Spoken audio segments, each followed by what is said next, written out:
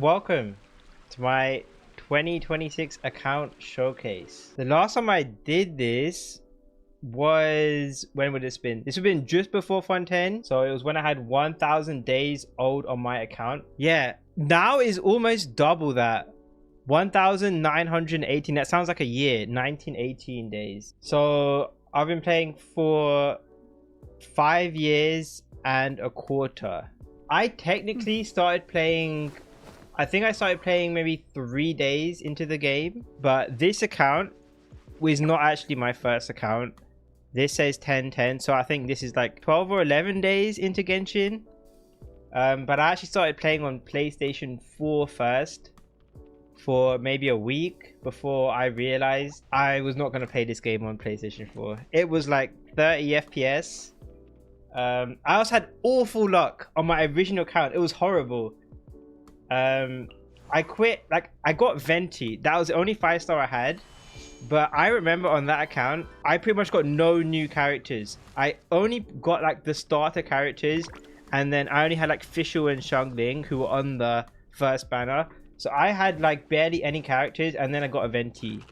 And then I remember getting a Beidou. So that account's RNG was awful. And also the PlayStation 4, you couldn't play on any other platforms. So yeah, I knew that wasn't the future, which is why I ended up switching to PC.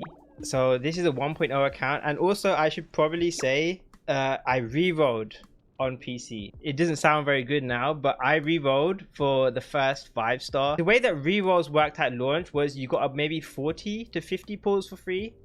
So my plan was, on this new PC account, I was gonna re-roll until I got a 5-star in one of those 40 to 50 pulls. And guess which 5-star I ended up sticking with? Yeah, here we go.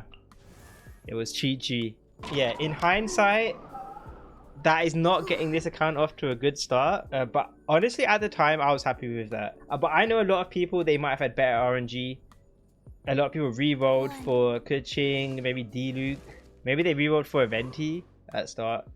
But yeah, this account just started off with a Chi-Chi. Yeah, so I'm a welkin only player. Yeah, some people call that free-to-play plus. But yeah, that is what I do. I don't buy any of the crystals. However, I did buy the battle pass for the first year of the game. Yeah, I used to get it until Inazuma, until I got the R5 Serpent Spine, because even back then the battle pass was just not worth it for me. Like, the Serpent Spine was decent, but most of these other weapons were just trash. And I thought I didn't really need the rewards that much either, because even back then I wasn't pulling that many characters. But also, I should say, as it turns out, even if you're not putting that many characters, the rewards still add up. So you'll see, I'm actually starting to run low on materials. But the weapon thing is still true even now. So I still tell people, like, if you want to buy the battle passes in these kind of games, you can if you want. But a lot of the time, games are even worse than this. Like, stuff like Wuwa, Star Rail, like those battle passes, weapons-wise, are even worse. But then they end up packing it up with extra stuff, like you get the dust now. But I still haven't got the battle pass. Well, for the last 4 years then, I've been welkin only. A lot of people always ask, do content creators actually play the game? And you can see exploration wise, I pretty much have 100% exploration everywhere except for this desert. I don't know how to get the last 10% here. And then I got 100% in Natlin. But I'm just missing the last 2 here in Nordcry. I actually like Nordcry more than Natlin exploration wise, but I just haven't got around to 100%ing it. Shout out. No, and I don't use an account manager. This is 100% authentic exploration. On the other hand, I don't think my achievements are very impressive, so I guess in that way I don't play the game. But for me personally, I think of this stuff like this as like savings. Like, if I'm in desperate need for primos, then I will do achievements. But in Genshin, honestly, I've never really had that situation. So there are a lot of easy stuff here that I haven't really done, but I'd only do it if I need to. Whereas like Star Rail, on the other hand, Star Rail, I've got like maybe 90% of the achievements, because there's been 2 or 3 times where I've needed every single jade possible. So I'll show my endgame records now. I guess unlike my previous account showcase, Abyss is no longer like the main endgame mode. In fact, it might be like the most easiest one nowadays. But I guess my record has always been the same ever since like the second Abyss, which was maybe like 1.1. Ever since 1.1, I've full cleared Abyss every time. But honestly, I don't think that's much of an achievement anymore. I used to speedrun a lot of Abyss, doing a lot of attempts. I don't know if it'll even show that many here. But yeah, ever since Stygian came out, I don't really do that much speedrunning in the Abyss anymore. What some people could be struggling in is Imaginarium Theater. This is my Imaginarium Theater record. You have to ignore the 9 out of 10 here. That was an accident. I think I missed one of the stars right at the end one time, and then I forgot to redo it. But aside from that, we have maxed every theater, including the new Lunar mode that came out a while ago. What I will say about the theater in my own account is we haven't got to it yet, but I don't pull that many characters. But it's always very dangerous. I always say this, but whenever I do theater, I never roll that many character cards, and I'm always just about clearing it, but we always do it first try. But it's never comfortable, and I'm a launch player. There are people who have started later than me where theater would be more of a struggle, but I guess it also depends on the specific theater it is. Like this, for example, this was a Geo theater, and Geo actually is one of the elements that I have a decent amount of characters on. Like, how many people are gonna have Albedo, Zhongli, Chiori? I'm sure for some of you guys it can get a bit dicey sometimes. Do I ever spend resources to meet the character minimum, or does it happen organically? So I've never had to grind character levels in theater. There are a few characters I don't have. Actually, there's quite a lot of characters who I haven't got to the level 70 minimum. But if I need to, I probably could. But I've just never needed to. I have enough characters above level 70 to not even have to worry about it so far. And this is the main endgame record here you guys want to see, which is my Stygian record. Now, is this good or not? Like, should a content creator be clearing diet every single time? I mean, you can tell me, but I technically have missed one. Honestly, my favorite Stygian might have been the very first one, because I got to do like a fun ride and clear, and then you really had to push the limits with mavuika back then. I had to use nefer here because I'm an nefer skipper. Talking about the Stygian that I didn't clear diet on, I was 2 out of 3. I uploaded videos clearing the shock trooper with skirk team. That was fun to do. I also uploaded a video, this is when Lauma first came out. But this boss here, the reason why I couldn't do diet, I was like 2 seconds off with this team, but I think I used Eon Sun. But the reason why I was 2 seconds off is because my Varesa investment is quite bad. My building here is not good at all, and we just got unlucky. I was just short of the damage threshold. So yeah, as shameful as it is, we was a fearless gamer for this one, but ever since then we have been doing dire. So I guess now it'll be interesting to get into the characters who I pulled and the characters I skipped. So like I said, I have skipped a decent amount of characters. I think I usually get maybe half the characters that are released in a year, maybe slightly less sometimes. Like in Sumeru, I basically only pulled Nahida and Nilu. I wasn't a fan of a lot of these characters. Maybe it's a coincidence that a lot of these characters are dudes. Now in the past year, which is everything from Seat Lali onwards, you might see I pulled a decent amount of Natlan characters. To be honest though, Kinich and Varesa, these are the two characters I kind of got accidentally. Kenich's release, I already had a C2 Raiden. I didn't want to put on her, but I wanted Chevreuse. So I thought rather than putting on Raiden, who I already had C2, I'd put on Kinich. And we ended up getting the C6 Chevreuse, and then we got an early Kinich. Same thing with Varesa. I was mostly going for Eon-san. Did I get C6 Eon-san on this banner? No, we didn't. We had the Eon-san incident. So there is an Eon-san incident coming up. So we didn't get C6 Eon-san here, but I ended up getting Varesa early. But to be fair, even though I wasn't planning on going for Varesa, I didn't mind getting her because I knew she'd be quite fun to play exploration wise. So yeah, Mavuika, Lali, I think pretty much most content creators got them both. I didn't get Mavuika's weapon when she came out. I got it later. But yeah, originally to start off the year, I pulled both Mavuika and Lali C0R0 without their weapons. Am I ever gonna activate C2 Mavuika? So we'll come to that. There was also a C2 Mavuika incident, which we'll get to. So what else did we get? Mizuki I actually got recently in the standard selector. So the next character would have been Escoffier. Escoffier I actually looked forward to I was actually very excited for Escoffier. First of all, the design I kind of liked.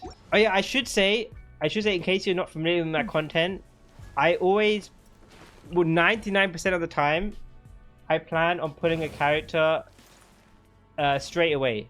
I'll know straight away if I want to pull them or if I don't. And it's mostly based off of design. I don't follow leagues, which maybe you could say is not an optimal way of playing if you're a low spender. But that's just how I do it. Someone like Escoffier, I was already going to pull design-wise. And then ended up being cool because Escoffier ended up working with a lot of the cryo characters who I already have. Like, I was already a Garnu player, an Ayaka player, Shenhe. I was pretty happy with the Escoffier skirk combo. I ended up pulling both their weapons as well. Now, I've said this in retrospect. I have said that if I could do it over again, I wouldn't get Escoffier's weapon over her C1 because in my perspective, the only thing the weapon really has over the C1 is you can use this on more characters. Like you can use it on Eon-san or Chevreuse. But strictly for my freeze team why I think C1 is better is that this is unconditional. Or you have this 100% uptime on this buff. Whereas the problem with this fork in Stygian is you only really get the buff after you use Escoffier's burst. I made a Venn diagram with the best characters for gooning and characters Jamie pulled. There will be a 90% overlap. I don't think that's true at all. I didn't pull Cantarella. I didn't pull most of the Woowa characters. I don't even play ZZZ. We skipped a lot of the Guna characters in Star Rail as well. Oh yeah, I skipped nefer. Is there a particular reason why I skipped nefer? Oh yeah, I probably just skipped nefer because I didn't have funds after pulling Escoffier and Skirk. After you've played the story, then you realize, oh, nefer is a cool character. So I'm sure there's a lot of people who weren't able to get nefer on launch, but you've been saving for a rerun. Me personally, I'm low on funds, but I wouldn't have minded if I did get nefer. Yeah, especially the dynamic with nefer, I know. But honestly, a lot of the characters this year do have cool stories and they do have cool personalities. That's one of the things. It's like a super lukewarm take, but a lot of people like Nordcry characters way more than Natlan, which I guess is kind of what I'm like as well. But the first Nordcry character I did get was Lauma, which we saved quite a lot for. I didn't actually get her weapon, but she was cool, like design-wise, and on top of that, the fact that she was good gameplay-wise, especially with Nilu, was like a super extra bonus, and that was really cool. So it was definitely worth saving up for Lauma. I mean, the one thing that's not cool design-wise, I guess with both Nefer and Lauma, is that their exploration is kind of terrible. I don't know what they were cooking with some of the explorations in Nordcry. Yeah, the Lauma's exploration is very slow, and then Nefer's exploration is like not even faster than just running. So I don't know what they were cooking there. Speaking of Nefer, she was the next character that I got. I guess we need to address the elephant in the room, which people always complain about. I don't know why they complain about it, but yeah, people always complain about in my original Nordcry pudding plans video, which I made at the start of the year, that Nefer was low on this. Even in this video, I said there was just a low chance I was gonna pull Nefer. I never said I was never gonna pull Nefer. It was gonna be a low chance. Yeah, and I've never said I super like Nefer as well. Yeah, so there's a bit of controversy there, but the reality is I'm not like an Omega Nefer fan. Just like I was never super definitely skipping her. The reason why I got Nefer is, I don't know, like the looks better in game than in the initial trailer. That's always been my opinion, and I'm not the first person to say this, by the way. I've looked at it, and a lot of other people said this as well. Nefer did not look good in this original trailer. we've seen other videos of people saying the same thing. So yeah, I did pull nefer and the weapon, and I do play nefer a lot. I do like that the animations are pretty cool as well. And she also did synergize well with Lauma, and also I find her quite fun to play, which we'll get into. But the whole like having to animation cancel thing, it's a nice throwback for like Hu Tao players and Klee players before. Before we get into Durin, actually, we do need to talk about the incident that did happen towards the end of Natlin, which was, where is it, 5.7. So in 5.7 I dumped a lot of my pulls, which is very sketchy, but the reason why I did it is because I wanted C6 Iansan, and I did end up getting C6 Iansan, but what happened is I believe it took 260 pulls. I thought Iansan was pretty cool in the story and exploration wise, and she also synergized really well with a lot of characters that I had. But one of the downsides, actually two of the downsides that came of that, well, three. Number one is I burnt a ton of my pulls before Nod Cry. Number two was I split my pulls on both banners. So I ended up with a C1 Emily constellation. And then the third one is I ended up with 2 mavuika constellations. So you can see my record from that time. We got mavuika early, we got Dia, then we got mavuika early again, and then we won the 50-50 on Emily. Although I do have to say I got extremely unlucky. From what I remember, I was at like C5 Iansan or maybe C4 Iansan, like before I got any mavuikas or Emilys at all. It was that original like 70-80 pulls that I put into that banner, I got like a lot of Iansans. But then what happened is getting the last 2 or maybe even just the last constellation took me like over 100 pulls. If anyone's interested, this is my overall record since launch. I might as well show it now. And as you can see, I've never got lucky on the standard banner ever, which is quite pathetic. Aside from that, yeah, like Chi Chi was my first 5-star ever. I was an original Zhongli puller, C1 Zhongli puller. Yeah, I didn't put on a weapon until 2.0, which is when they fixed weapon banners. So Ayaka's weapon, Missplitter, was my first weapon ever. And then character-wise, I don't think there's anything too crazy aside from the 1 pull Kazuha. Yeah, okay, let me show this. This is also vindicating. Hold on. So another thing people always say is that streamers have good RNG, or like you're only like doing all this end game because you're lucky, stuff like that. Here is some vindication for you guys. So I've been playing since 1.0, so obviously my pulls are going to be pretty high, but luckiness win 50-50 rating on this entire account, bottom 40%. In fact, I actually saw like a Mr. Pokey Star Rail account video a few days ago where he had like, I think he won like 13 out of 14 of his 50-50s in a year or something like that. I guess before we get into the characters, we might as well just show the weapons overall. So this is my overall weapons progress. There are a lot of signature weapons here. Not like an insane amount, but quite a decent amount, especially for like a lower budget player. I don't know if this is this whale? I don't know what this is considered. There are a lot of dupes though, like there's 2 soft homers, 2 missplitters. There's a lot of standards here, but this is a decent amount of weapons.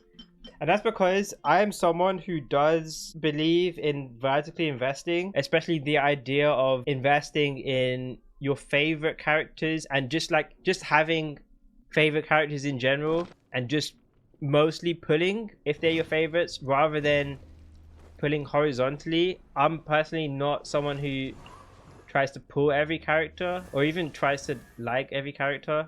I think, as we'll get into, one of the only DPSs I don't know their weapons for is like Varesa and Kilich, and coincidentally those are the 2 DPSs that I like got accidentally. 4-star weapon wise, you'll see here 4 Fav Lances. That's one of the main things. I guess there's also 3 Fav Swords.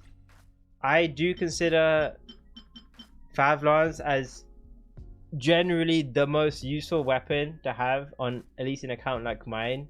Yeah, there's been times in Stygian, like even the first Stygian, one 1 1 1. Yeah, in this station I probably used all 4 favs. And I should say, like, if you're someone who doesn't pull 5-star weapons, you're not gonna have this much fav lances. So putting on the weapon banner is not just about getting the 5-star weapons, but they're also a way of accumulating the good 4-star weapons as well.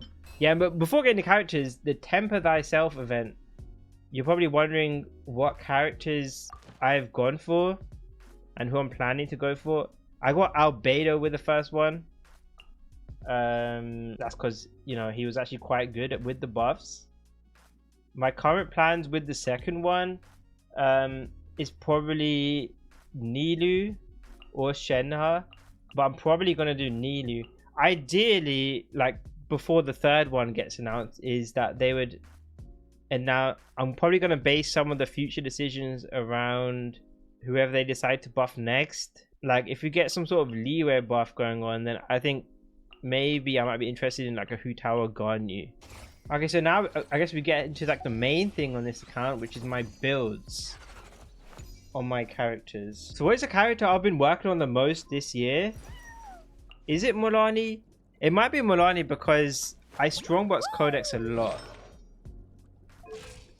So maybe this is like one of the best modern builds on my account. The low crit rate here is because of C4 Mona giving extra crit rate. So this is, you have to add 40 and then 15. You have to add 55.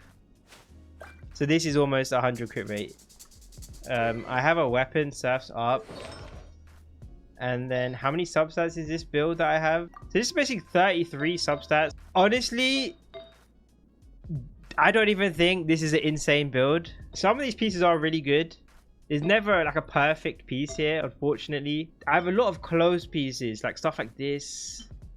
They're all kind of similar, but it's just, I don't have a perfect piece. But I'm starting to realize this is probably not an insane build. But for me, this feels like a strong build. It's definitely not a Karen build, that's for sure. And honestly, Mualani probably is one of those characters that I might get C1 in the future because it's just so good. Like, this is my most used Mualani team nowadays. I think this is what a lot of people would play. Mona with the witch buffs, and you got her C4. Then you've got a maxed out Sucrose, and maybe you play Mavuika, maybe you play Pyro Traveler, whatever. I wonder if I can show my max hit. Okay, so let's just do a basic Mualani setup.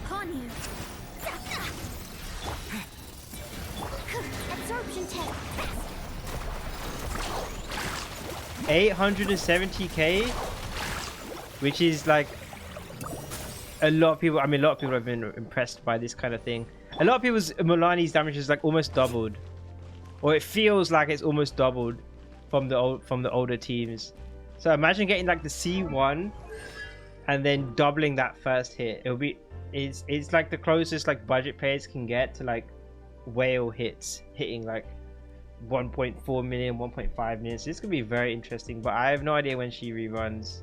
Oh, I guess speaking of Codex, I can show my mavuika. So honestly, the past year, I have probably barely touched mavuika Melt. I basically never play it. The most common mavuika team I play is like an overload team like this, which means for her build, EM is useless for me.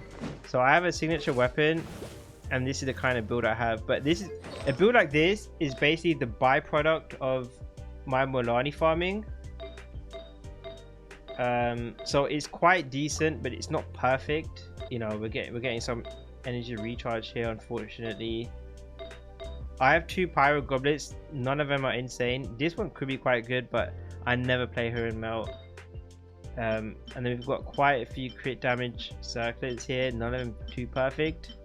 It does work well because I've got the C6 Eonson, I've got the C6 Chevrolet.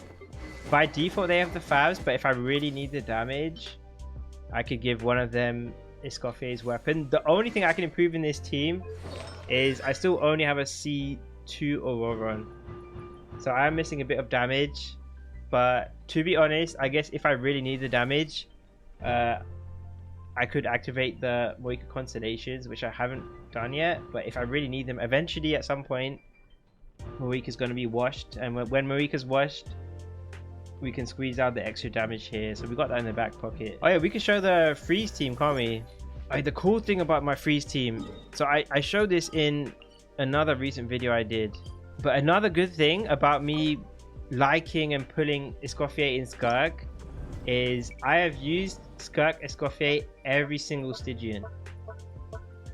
And probably half of these have been brute forcing, but we've got a lot of value from Skirk Escoffier. I guess one uncommon thing I do in a team like this, which I think some people do nowadays, they've started to catch on to it, but is using a buffing set on Escoffier. I think at launch most people probably would have done a golden troop build. In fact, if I click recommendations, yeah, golden troop is by far her most popular set. But the way I play Stygian, I use Skirk's burst mode a lot, and I use like tenacity on Farina.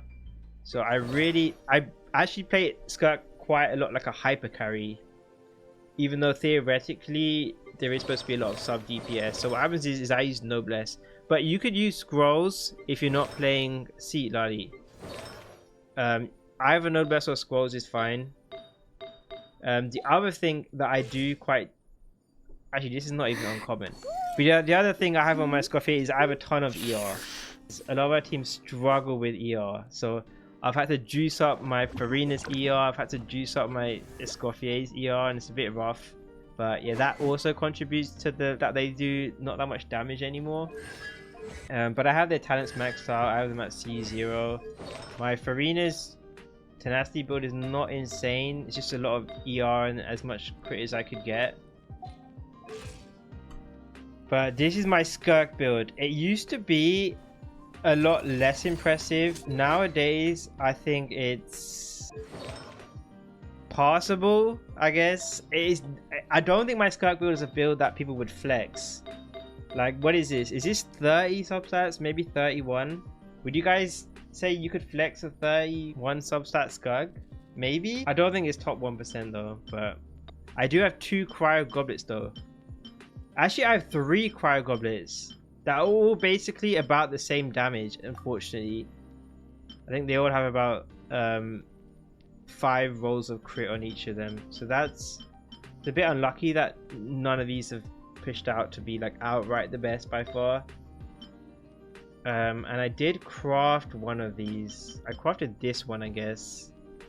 My Skirk build could be better, but it's been good enough for Dire. Oh yeah, as far as galleries versus MH goes, I have never been an MH believer for Skirk. Never.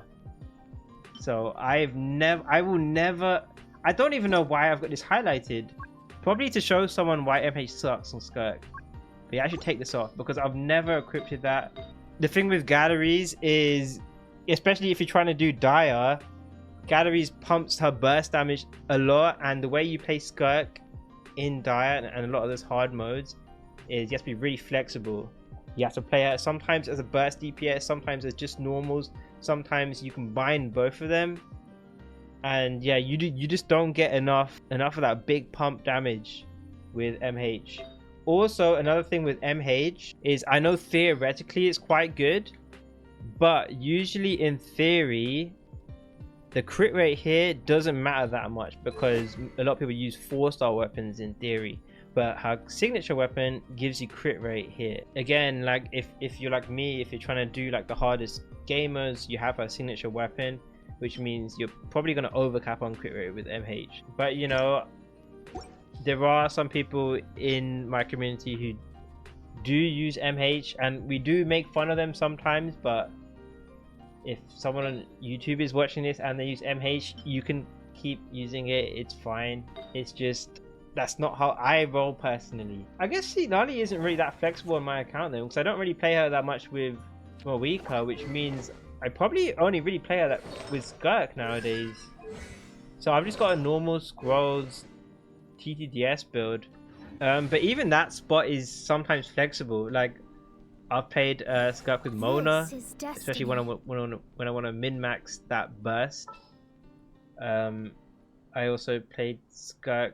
Yeah, unfortunately, the Mona buff didn't really change Skirk. But I've also played Skirk with Shenhe, and maybe If Shenhe gets buffs in the future, that could make Shenhe better for skirk. Another new team, I guess we can talk about the nefer llama teams that I play a lot. These last two depend quite a bit. It just depends on, you know, I could be using Aino. I've used Xingqiu before instead of Aino. I've used Sucrose. I've also used Nahida. I've also tried, where is she? Yeah, I've also tried Yehoda, which we'll get into. Lucky, but it's also unlucky. I am someone who did clutch out a C6 Yehoda. So I got 1 copy of Durin and then 7 copies of Yehoda. So what that usually looks like is I have Nefer on her signature.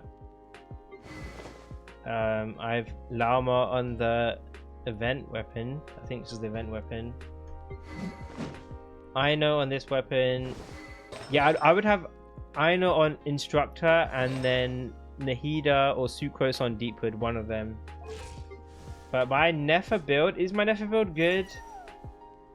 I don't know. At the moment, I'm actually 10 crit rate short on this build, but it is pumping crit damage and EM. So I actually, maybe a month ago, my build was worse than this. And this is not a perfect build. What is this? 6, 7, 8, 15, 7, 22, 4, 26. Yeah, this is a 31 substat nefer, but I think I got like 2 or 3 of those just like quite recently. I think this feather I even re-rolled recently and it rolled quite well. It's kind of low rolls in the crit damage, but we've got some decent pieces. This is my off piece. This, I'm sure I talked about it in my old showcase. This has been like the best piece of my account since like 1.2 or 1.3. I had this piece when Shoutout came out. Honestly, this piece was probably, if Akasha was back then in like 1.3, I wouldn't be surprised if this was like a top 10 piece in the game.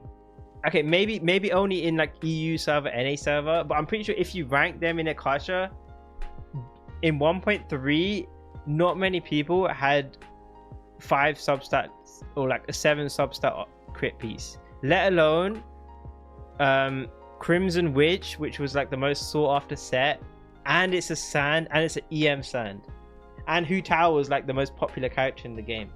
So this was a top tier piece and I've actually never beat it. So I've been passing this piece around to whichever EM scaling character I'm currently playing. So currently it's Nefer. I wish I had better pieces because Nefer's one of those characters where in her teams she does basically all of the team's damage, which might change a bit when Colombina comes out, but at least for now that does mean that like every substat you get on a piece makes a difference. The Llama build, unfortunately, I think a lot of people have this issue in Stygian, which is that you just need so much ER that it kind of cripples like the rest of her stats, like her EM. I think most people would have like 230 plus. We've got some good ER rolls on all these pieces. Yeah, I guess like my other new teams would be all the Durin teams or the buffed Mondstadt teams. So the one I play the most is quite obviously the buffed Klee. And luckily in my community there's been a lot of Klee players, so there's been a lot of happy plays recently with all the Klee buffs, let alone the new upcoming artifact set, which is an insane buff which I just made a video on. So I'll be happy to grind that. But as for now, this is the current Klee build that I'm generally using. I don't really bother with Widsith that much these days. If I want to min-max my damage, I guess I would, but Lost Prayer is quite good on the new Klee, especially because the snapshotting is less of a problem because she does a lot more of her damage on normals and charge attacks now. But this is the current mix set that I have, and unfortunately this will have to be replaced. So we've got some bangers. Stuff like this is really good. This is really good.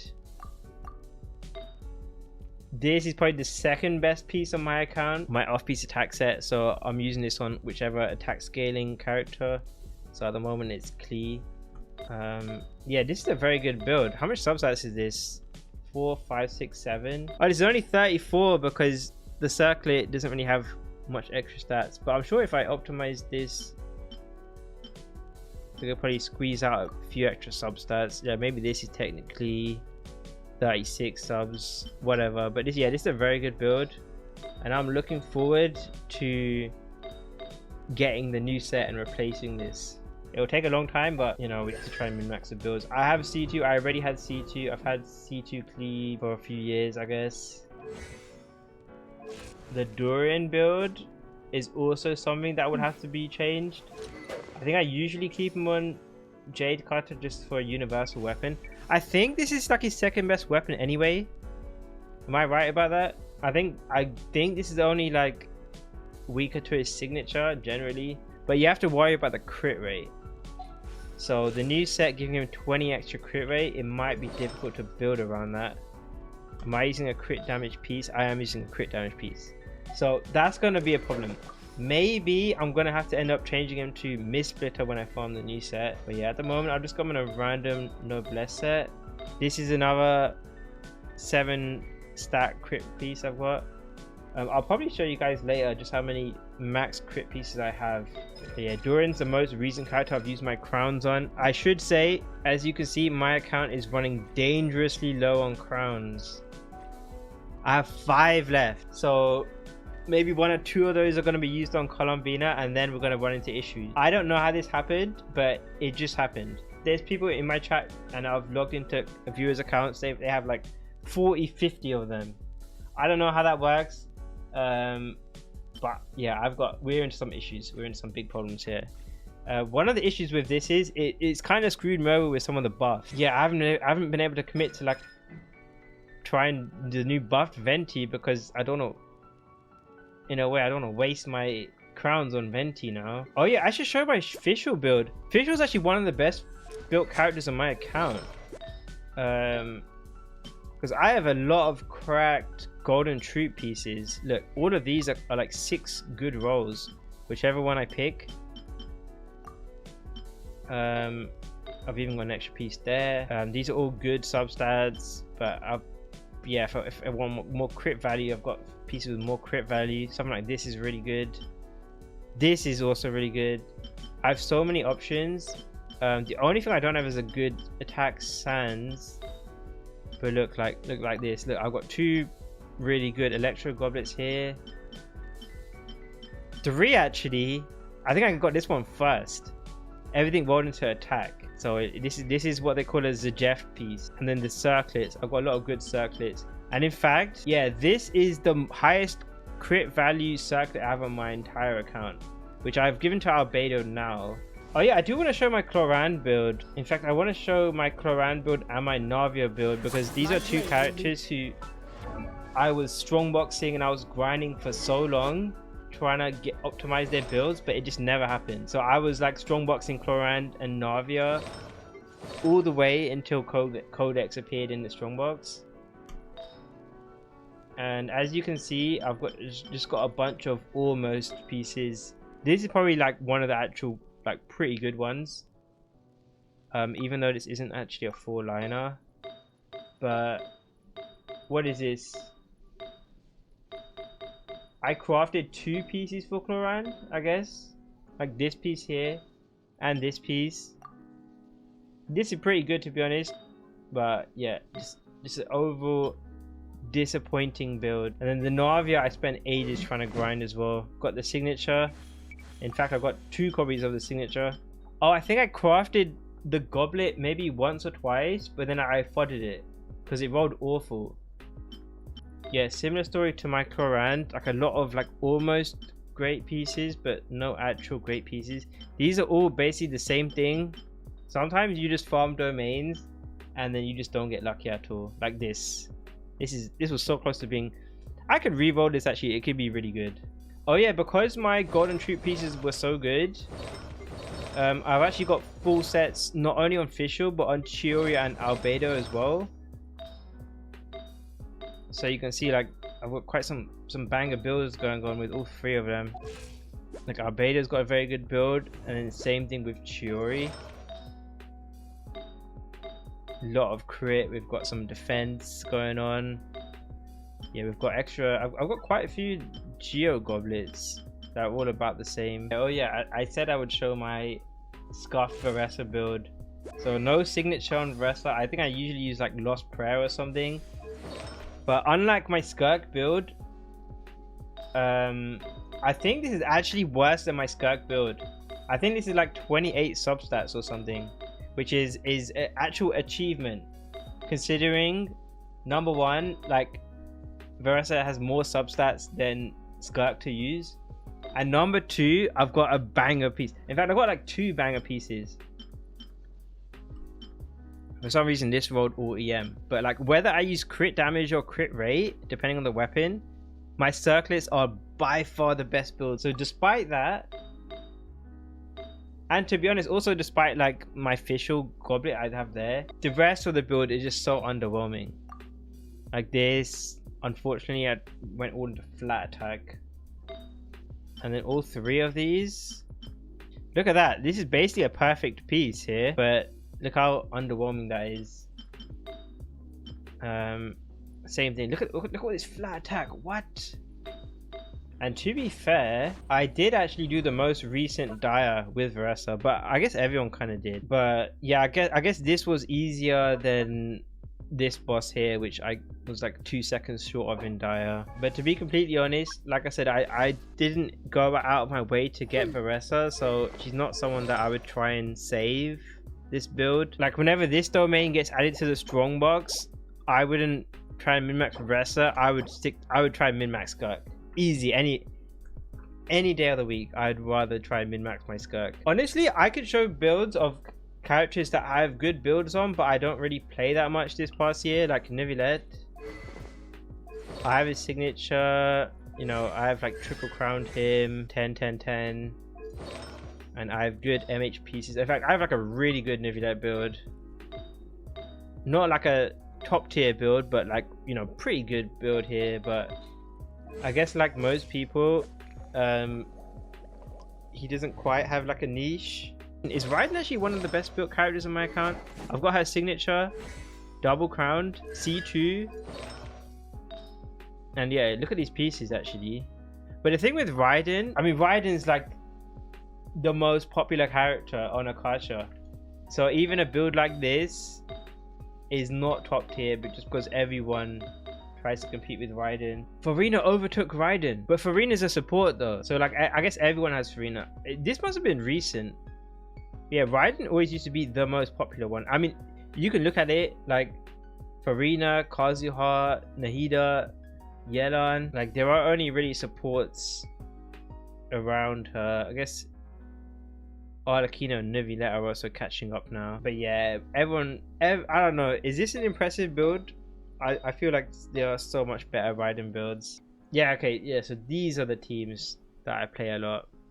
I don't name them, no, there's no names, but there's a lot of overload. Like I'll play Klee in this team, but then I'll play a clorinde team as well. Then it's also just the straight mavuika. There's also the Nilu team. I mean, there's also the Mona team. So this is the team I've been trying to get to work. Something like this. I wish I had the C6. The C6 would give me like extra incentive to play it. But I feel like the other characters that got buffed, you see so much gameplay of, and people know like, oh, the exact teams to play, how you should play them. But I feel like Mona didn't take off. And it's really hard to find like optimized Mona gameplay. People don't know like the exact optimal team. You're not really seeing that much dire clears. Like people don't know, should they play Mona as a driver for Durin, or should they use Durin to apply Pyro, replace Farina, and then use Mona to vape?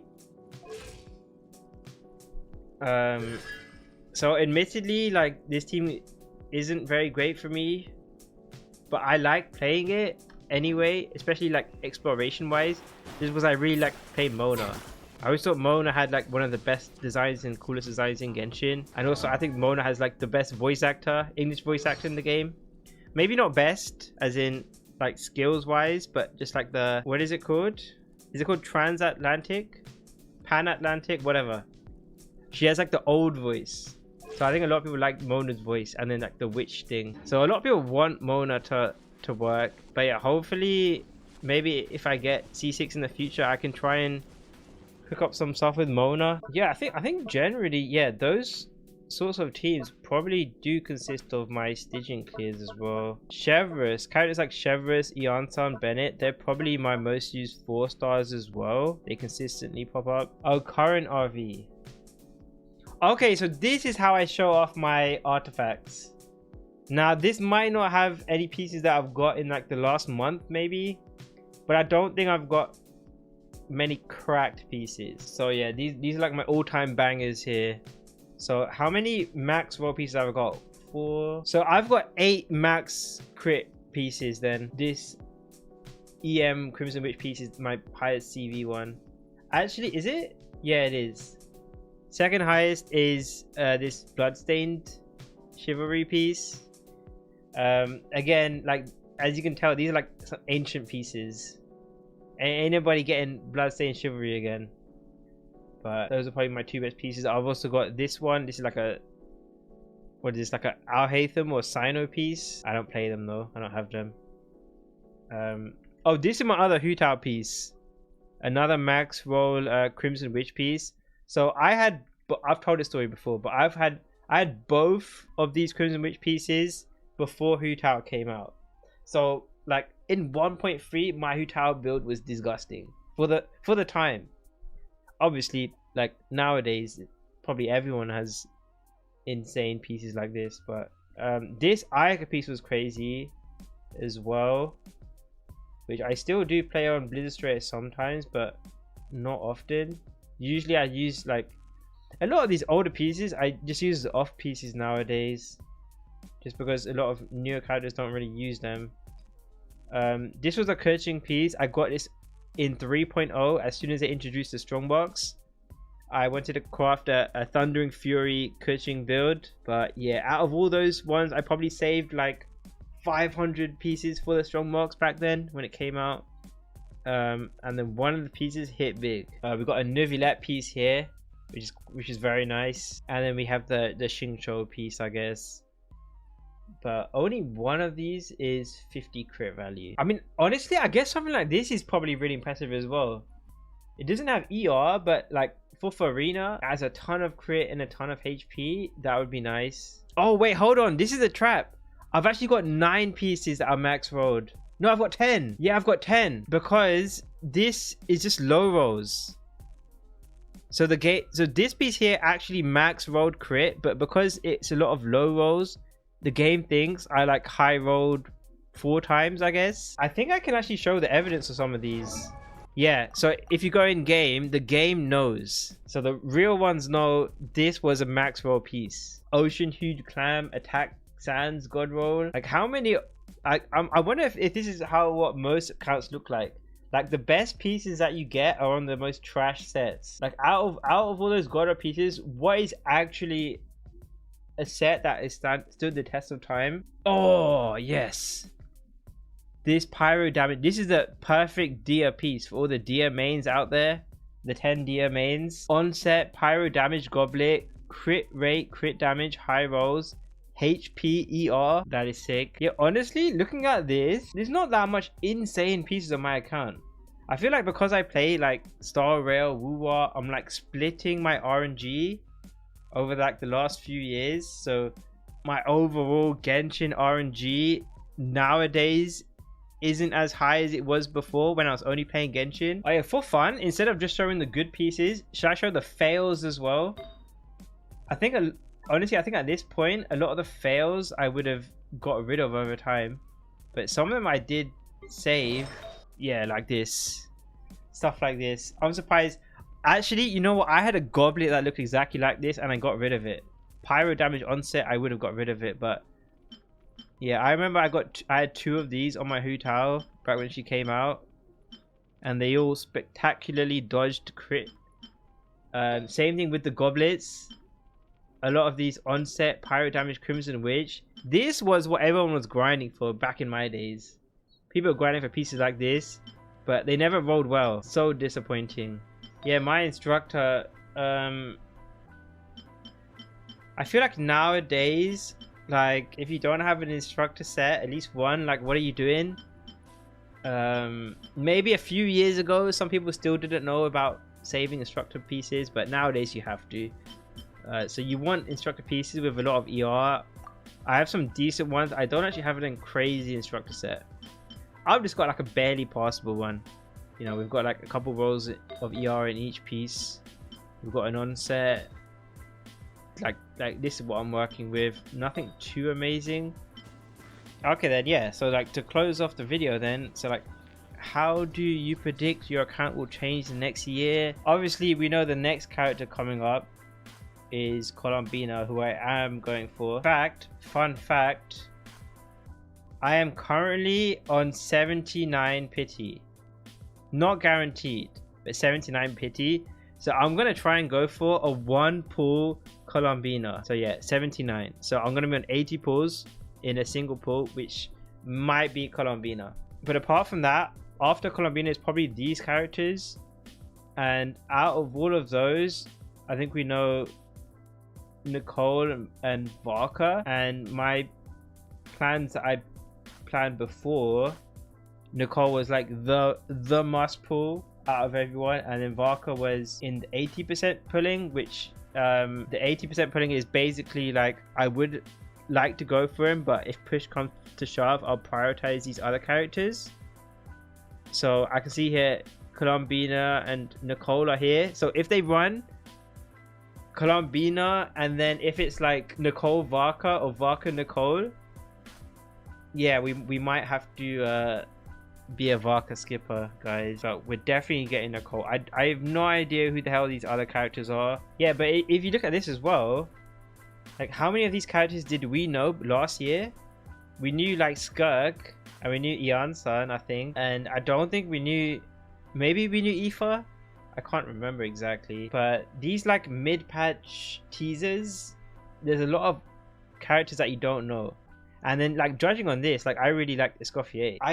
It's quite hard to accurately predict what I'm gonna pull in the future aside from Nicole. I don't even have that much pulls saved up as well, and I'm completely rinsed in the Star Glitter shop because I used them all just recently. If I do have spare pulls, I probably would go for either a C1 Skirk or a C1 Escoffier, boosting this team, because I quite enjoy that. So I got C6 Yehoda on the Durin banner, but I only got 4 copies of Faruzan. I actually never got Faruzan until that banner. The only one I had was the free one that we got in an event. So at some point, I do want to get the last 2 copies of Faruzan. Oh yeah, I know. Yeah, I want C6 I know. Out of all the old characters that I don't have, I probably still am the same. Like out of all the old characters, I would pull for Eula if they just, you know, if there's more going on with physical and if they buff it. I don't think anything's changed. I still like Eula, and she still is a character who I would like to get in the future. It's just there needs to be the right time for it. But yeah, at the moment my thoughts are still the exact same as it was in that video 2 years ago, where it's only really Eula who I would like. Yeah, and I guess the last few Japans is like the prediction on, do I think I'll be able to clear Stygian in the future? I said this before. I said this at the start. Like even before I didn't do diet here, I said at the start, like I expect to have a lot more of these fearless clears for sure, because I don't pull every character. So I've already accepted all the way at the beginning that there are going to be some Stygians that I just won't be able to do. You know what? Honestly, every single Stygian, like this Stygian, I didn't know I was going to be able to clear with mavuika here. This Stygian, it was like very late that I was able to clutch that out. This was rough. Yeah, the only Stygian, no, but even the most recent Stygian, I didn't even think I was going to be able to do this. The only reason why I did this on day 1, but the only reason was because we discovered the cheese on day 1. So if that cheese didn't exist, would I have been able to clear this one? I don't know. And I expect, like, if I'm skipping Flynn's, if I'm going to be skipping the Geo team, that maybe we're looking at a few fearless clears in the near future. But you have to accept that if you're not a dolphin or a whale, or maybe you are a dolphin or whale, but you're just not like great at the game, or you don't make your builds, you don't invest in your builds. Yeah, basically everyone has to accept that they're not gonna clear some Stygians. I'd rather prioritize my pudding plans and like saving for characters like Nicole or Barker or whoever, rather than like cancel those plans to pull Flynn's or someone in order to clear Stygian. Oh yeah, and also these are the outfits that I have in Genshin. I don't have all of them, but because I buy the welkin and because Genshin like releases like 2 skins a year, it's like basically balanced around. If you buy the welkin, you'll be able to get basically all the skins, but I still didn't get all of them. So these are the ones I got. It's quite a good coincidence though, but like a lot of the characters that I main coincidentally happen to be characters that got skins. Like I am the average player, but yeah, there were characters like Shenhe who I do play, but I just didn't get her skin because it came out at the same time as Garnu and I only wanted to get one. So we didn't want to be too greedy, and I liked the Garnu one better, so I ended up getting that one. The only one I regret not getting in hindsight was the Jean skin, because the Jean skin ended up being like pretty much the best looking skin. But the reason why I didn't get it was because this was the first one that came out, and I didn't know at the time in 1.6 that they would only release like 2 skins a year. Like I skipped this one because I assumed there was going to be better ones coming out all the time, you know. But it's only in hindsight you realize, yeah, actually you could have got the Jean one, and then you could have got the Klee one or the Garnu one later on. You could get all of them. Oh yeah, my prized possessions. All of these unopened. The one I'm super sad about though is this hunting trap. This is from the Razor quest at launch. You're supposed to have 2 of these, and I had 2 of these until I accidentally misclicked once. So I've used one of them. Shao lanterns. I think you can buy Shao lanterns now. It's not really a collectible. Geo sigils. I don't know why I have this many. It's not that much more, is it? Anyway, that's it, man. Let me know if I missed anything.